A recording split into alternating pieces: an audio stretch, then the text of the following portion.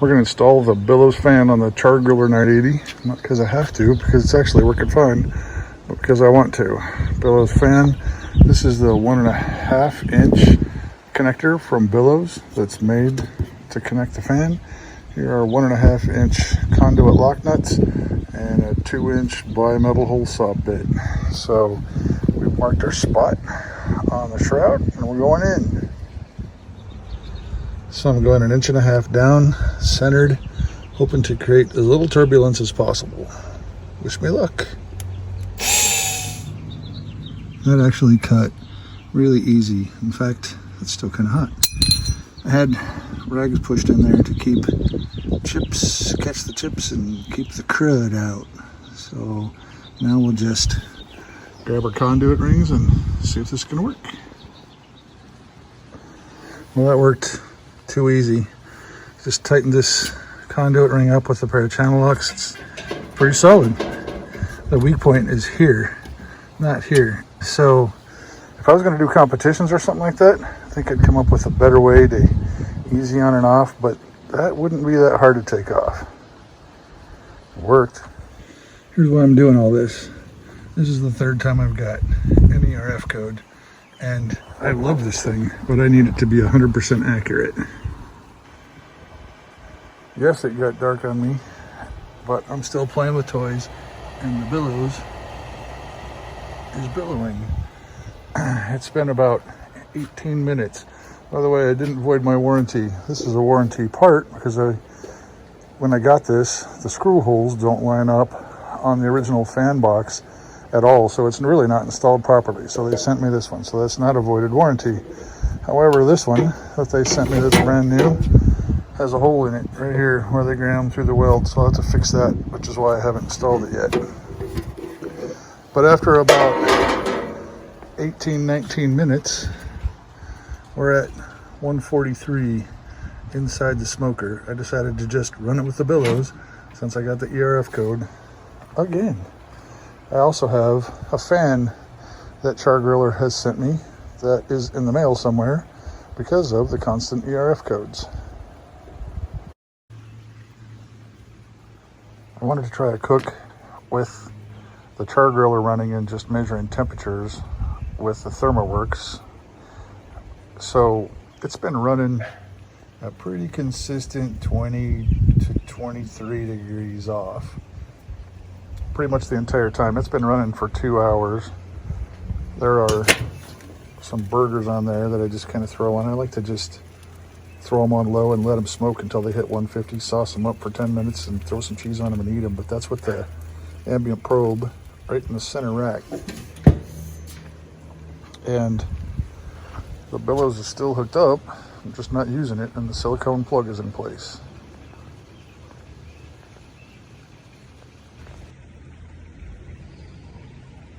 The burgers are off, and what I want to do now is see what the Signals unit will really do. I'm going to see if it's actually capable with the Billows of hitting 500 degrees. So I'll show you how hard this is to do. So I need to start a new session, so I'm going to shut the Signals off.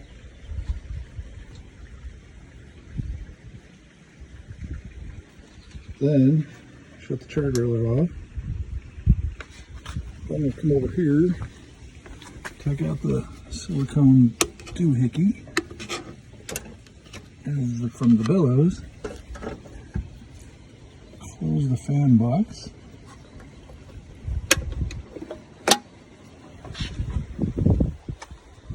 come back over Char. I wonder if I can do this one-handed. Take this cable and plug it into the Signals unit. Then we'll take the power adapter, plug it into the current bush,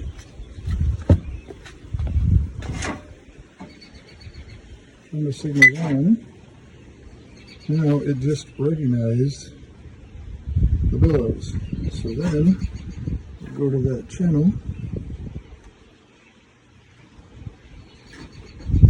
and set the temperature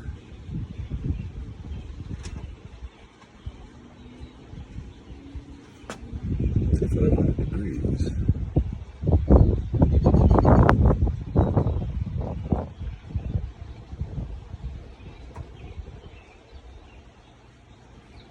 And the probes are supposed to measure up to like 572. They're supposed to be safe, and the cable's up to 700 degrees, but I don't want to break it. It's too new.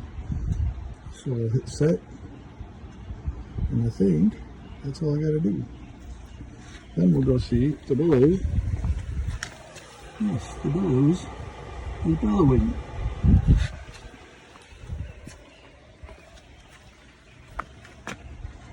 And we'll see how long it takes, or if it gets to 500 degrees. The question was, will the Billows and Signals combined get to 500 degrees?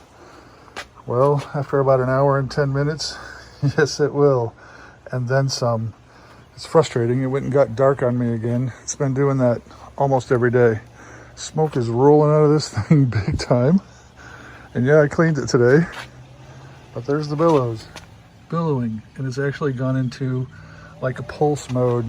Because right now, the temperature is set to 570. But it is there. And I don't know if this has value, but now I know it can. So I'm going to turn it down. I dropped the temperature to 400 and very gingerly burped it a couple of times and then kicked open the lid for about a minute and it dropped to about 424. That's where it sort of seems to be stabilized. It's slowly cooling. I hope you can see this with these random patches of darkness that have set in, but the good news is this. The Billows is cool to the touch. It's outside air temperature right now. And even the fan box, it's hot up there. But here at the Billows, I can lay my hand down there. It's warm, but it's not painful or anything even remotely like that. But it's definitely hot up here. It's stabilized around 390 and now it's slowly dropping. It's down to 380. The fan is in like a pulse mode. But I think I'm probably running out of fuel. So let's take a look. I only started with about a third of a hopper of lump charcoal. And there's fuel in there. So it's sitting around 380. So will this thing hold 400? Pretty close. It's 50 degrees outside. So will it? Yeah, I think so. And you can hear the fan is pulsing. And that's a little drawing of the hinge inside. So if I need to just pop this thing off by sliding it to the right, I can.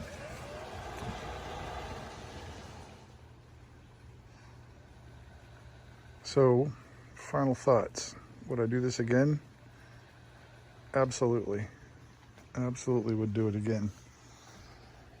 These wires are going to get all tucked in here nicely. If you decide to do that, there's plenty. Leave a drip loop so that you can keep water from running down into the system.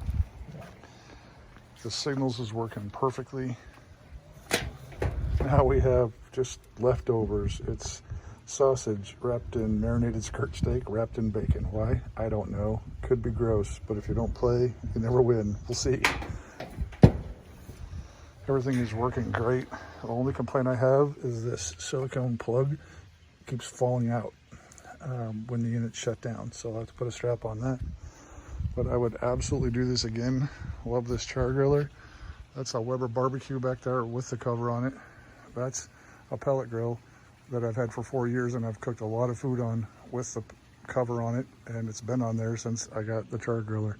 So the bottom line is, yesterday I checked the temperature of my cook and adjusted the Char Griller from across town because I could. And I can sit downstairs in my man cave in the basement and check on my food with the Thermoworks app. So I'd absolutely do it all over again. But if I want it, if I want to go high, I can just turn on the Char Griller.